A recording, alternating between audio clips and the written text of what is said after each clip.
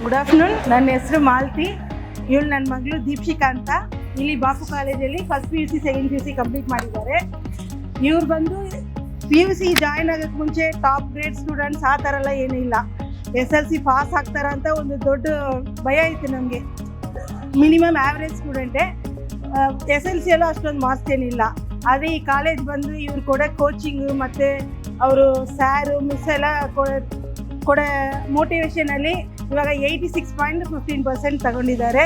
ಈ ಕಾಲೇಜ್ ಬರೋಕ್ಕೆ ಮುಂಚೆ ನಮ್ಮ ಮಗಳು ಫುಲ್ ಡಲ್ಲೇ ಇದ್ಲು. ಆದರೆ ಈ ಕಾಲೇಜಿಗೆ ಬಂದು ತುಂಬ ಚೆನ್ನಾಗಿ ಮಾರ್ಕ್ಸ್ ತಗೊಂಡಿದ್ದಾಳೆ. ನಾವು ತುಂಬ ಹ್ಯಾಪಿಯಾಗಿ ಫೀಲ್ ಮಾಡ್ತಿದ್ದೀವಿ.